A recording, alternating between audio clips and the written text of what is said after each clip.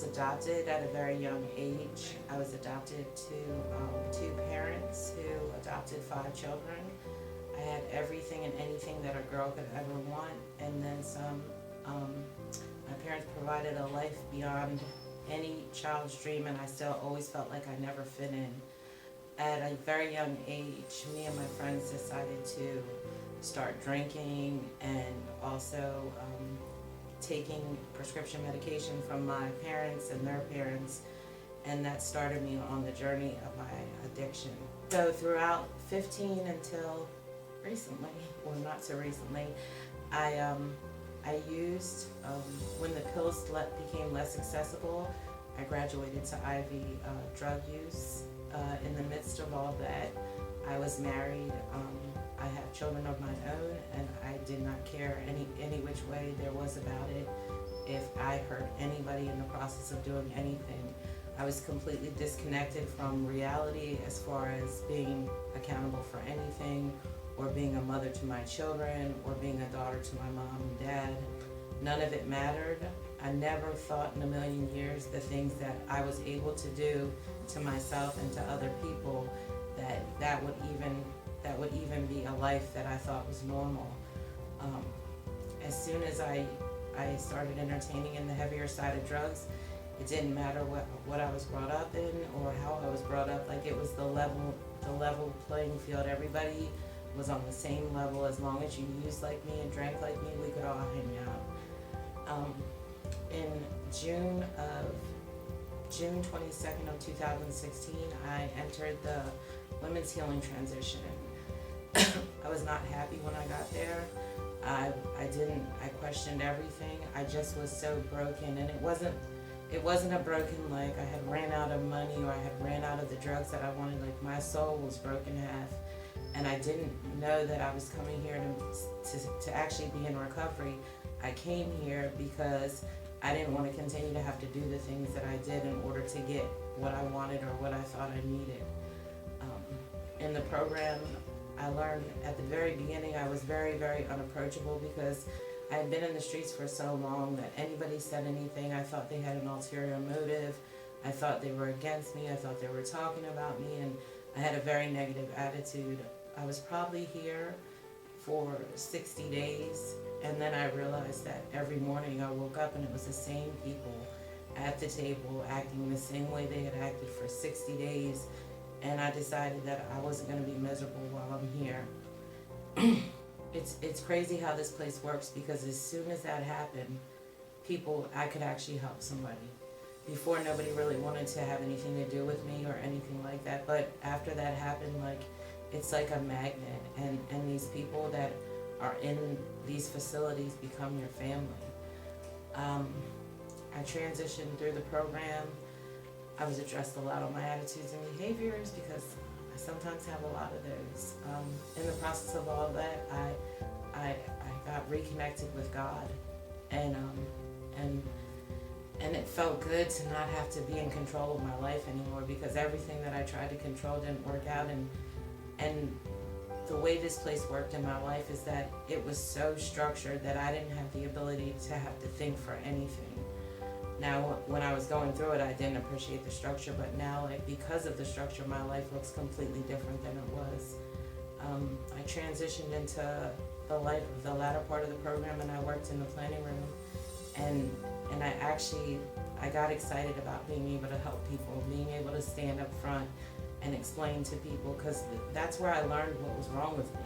Like, everybody could tell me 1,000 times over, you have a problem with alcohol, you have a problem with drugs, and I didn't believe any of it. But when they sat in those classrooms and they broke it down, and eventually I felt like I belonged, like everything made sense. So my whole life I tried to fit in, and I fit in, and not that was where I wanted to fit in, was alcoholic or a drug addict, but it made sense, and it made sense that I didn't know how to stop. And when I was here, the greatest gift was the fact that nobody was greater than, nobody was less than. The majority of everybody who works here has been through the program, so it's really just like being able to meet me exactly where I am. And they could tell me that this was going to happen, and I would never believe it. But being able to stand in front of those classrooms and remembering being the girl that trudged, and looking at these girls and telling them that it gets better, and knowing that this is probably the hardest thing that any of us, including myself, have ever done. The easy part for me is to use and not have to feel things. The hard thing is to actually feel things, get through it, and not have to use on top of it. So it's like catch-22. The other thing that I really want to touch on is the people that you meet while you're here, in and outside this building, that give back to this building, that are here for you. No matter how you act, they're still there. And because of that, like, my recovery network is so humongous right now. And I don't know where I'd be without it, but it's a bunch of people just like me, just trying to stay sober for today and help somebody else believe that it gets better. I left initially, I got a job from another alumni who worked as a manager somewhere, and I worked there for a while. And it felt good because it was in a restaurant, and I was scared because I had worked there before, and I had definitely engaged in a lot of drug using when I was there, but this time it was different. I had a woman that stood beside me that was just like me, and it wasn't that type of restaurant anyway, but it just felt good to have somebody and be like, that's the person. And that's what this place provides. It provides people, to link to each other, so that even when you leave out of here, you're still connected. In turn, I got a job here. It wasn't what I applied for. Initially, I applied for a different position, and then they reached out to me and said, hey, would you be interested in doing this? And I am in a position where I can help other people who have the same path as I did, and hopefully help them engage, even if it's nothing but planting a seed in their head to make them think one day they might want to get into recovery, might want to come here, whatever it looks like to them, and just meeting them exactly where they are. This place single-handedly has saved my life. My parents have a daughter today. I had the opportunity to see my parents for the first time as an adult about a month ago when I was sober, and they're still my parents. And I was sitting across the table from my dad, and he looked at me the third day I was there at dinner, and he said, Gina, I'm so glad you're back. And I knew it wasn't from just sitting there. It was because, he was like, we really missed you. And I was like, wow. Because we forget that no matter how far we distance ourselves from people, that they remember the person we were. I've had the opportunity to be there for my children. I spent Christmas with them, and I'll be up there again soon, and they'll be down here this summer. And my kids have never had a mother that they can call and depend on. So today, if I make plans to do something with my kids, I can. And when they call the phone, I answer the phone. And I'm not crazy and just showing up, asking for stuff.